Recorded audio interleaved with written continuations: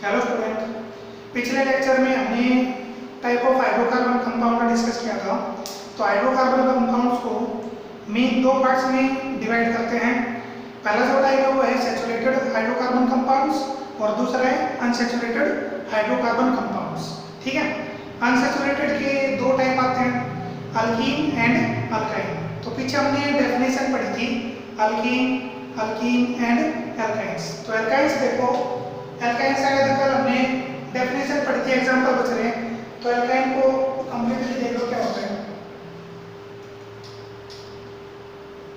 Alkynes क्या होगा? Those hydrocarbon compounds which contain triple bond between carbon carbon atoms are called alkynes. ठीक है, ऐसा हाइड्रोकार्बन कंपाउंड्स या कहे तो ऐसा अनसैचुरेटेड हाइड्रोकार्बन कंपाउंड्स जिसमें कार्बन कार्बन एटम के बीच में ट्रिपल बॉन्ड प्रेजेंट हो, तो वो क्या कहलाते हैं? अल्काइंस। ठीक है, journal formula, journal chemical formula,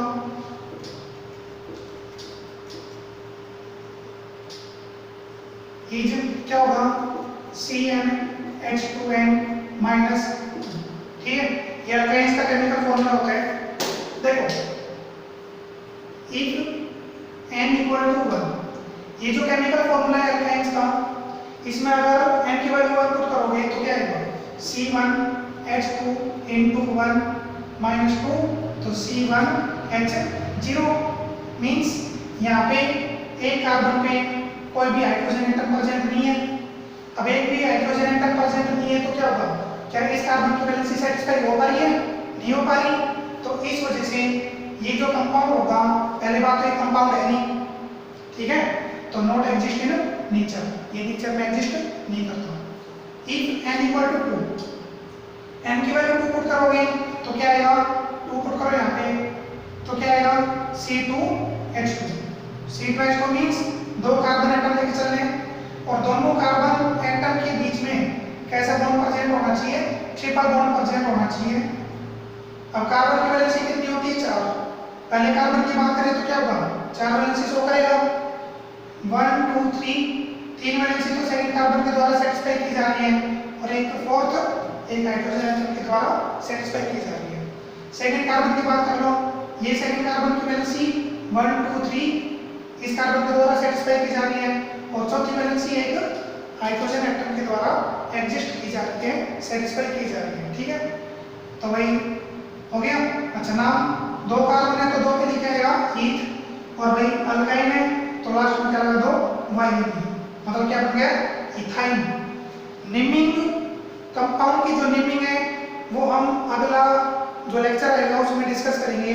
या अपना जो अगला टॉपिक है, चाहे इसी लेक्चर में हो चाहे नेक्स्ट लेक्चर में हो, अगला टॉपिक इसी पे है तो वहाँ पे डिस्कस करेंगे। तो फिलहाल तो कंपाउंड को ऐसे नेमिंग कर लेते हैं, कैसे आया, क्या क्या रूल होते हैं, वो अगले टॉपिक में आएगा। ठीक है, अच्छा, n की वैल्यू 3 पुट करके मान लो यहाँ पे तो क्या आएगा?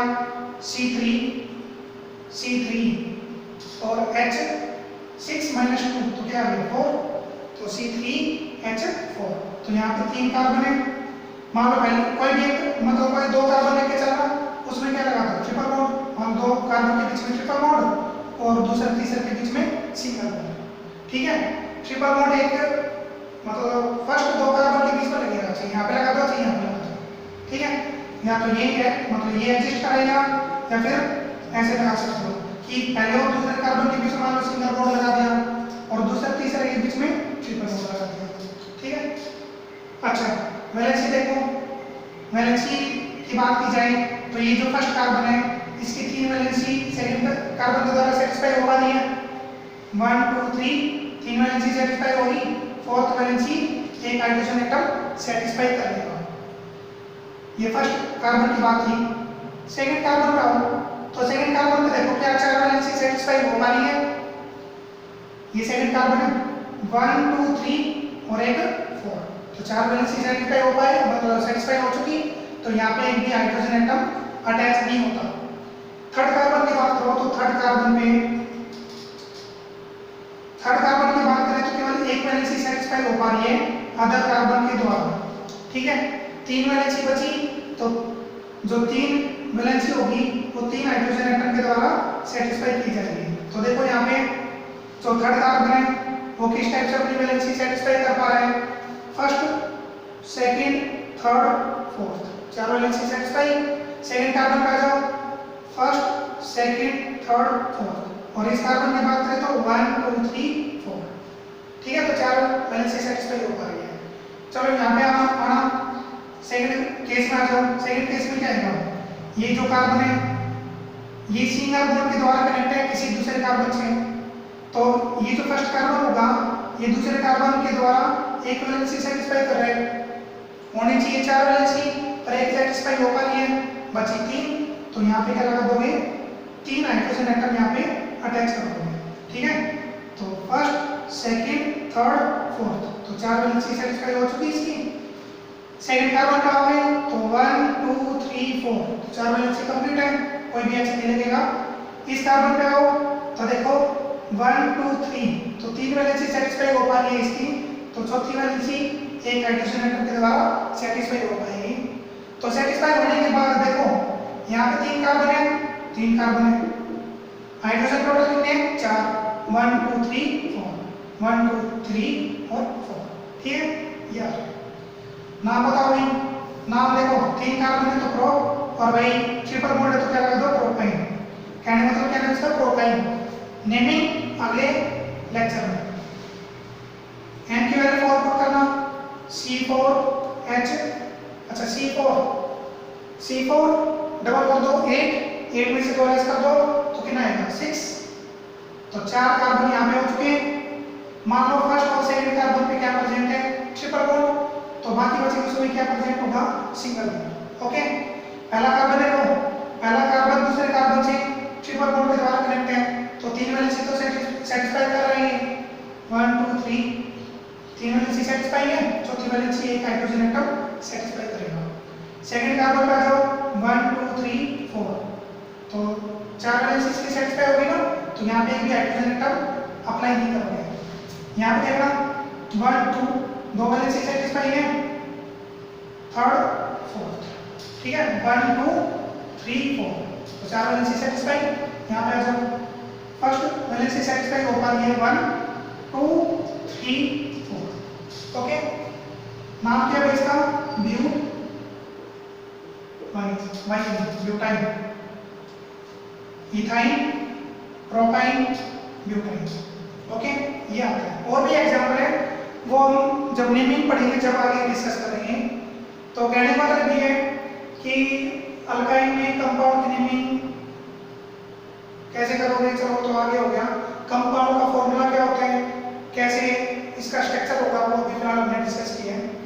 एक बात और, अल्काइन के अंदर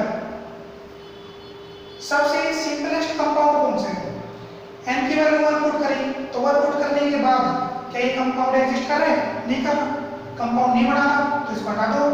चलो ये तो हट गया, एलिमिनेट हो चुका।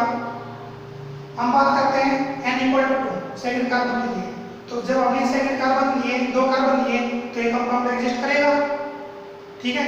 3 लिए, जब ये एग्जिस्ट कर रहा है, 4 लिए जब ये एग्जिस्ट कर रहा है, तो स्टार्टिंग कहां से हो रही है, n इक्वल टू 2 से हो रही है ना। तो जो सबसे सिंपलेस्ट टाइप का अल्काइंस होगा वो क्या है, दिस इज इथाइन। समझ आ गया, simplest type of alkynes is ethyne, okay.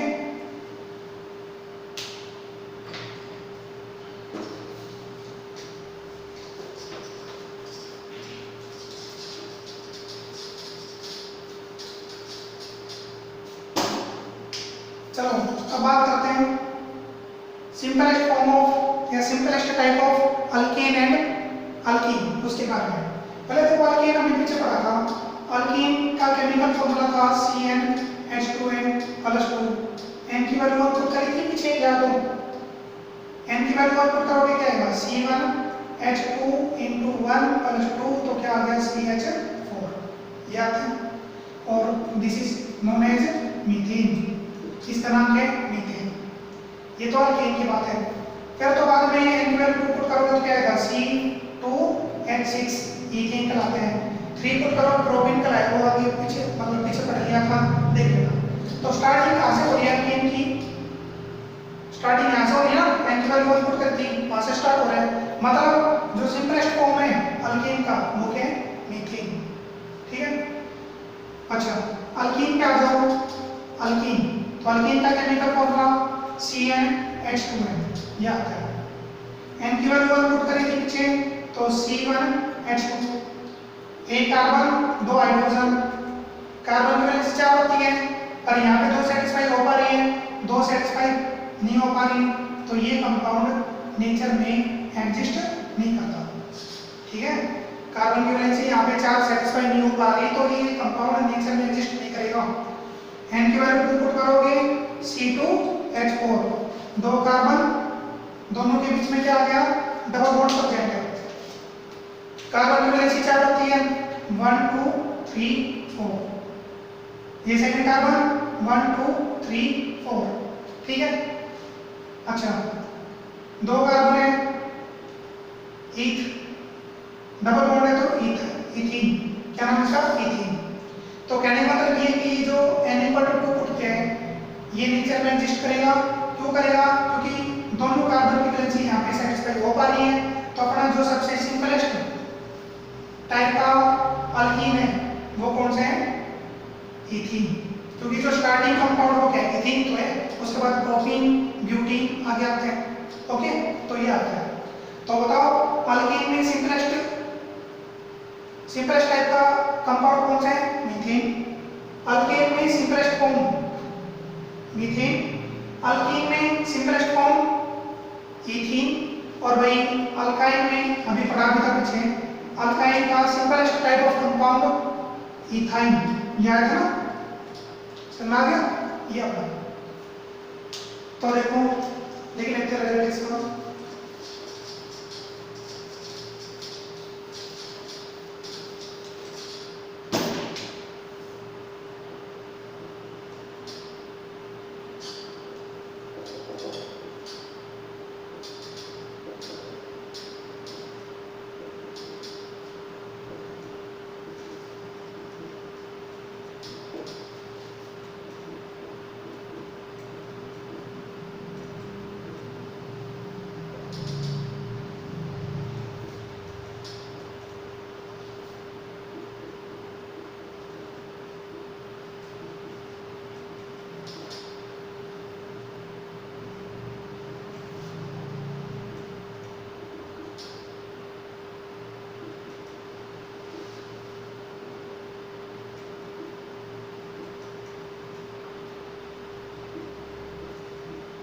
Okay, alkane का सिंपलेस्ट टाइप ऑफ कंपाउंड कौन सा है, मीथेन। अल्कीन का सिंपलेस्ट फॉर्म C2H4 इथीन, और अल्काइन का C2H2 इथाइन। तो ये है सबसे simplest type of compounds. Okay, अब देखो कि हमने कंपाउंड की टाइप पढ़ी थी, हाइड्रोकार्बन कंपाउंड की टाइप पढ़ी थी। हाइड्रोकार्बन कंपाउंड को क्लासिफाई किया था दो पार्ट्स में जो भी था, तो उसको हम फ्लो चार्ट की फॉर्म में रिप्रेजेंट कर लेते हैं। किस टाइप से उसको फ्लो चार्ट में रिप्रेजेंट करते हैं, देखो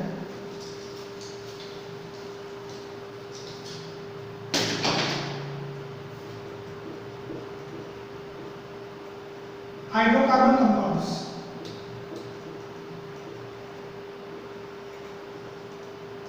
classified into following two types, दो टाइप में क्लासिफाई कर दिया।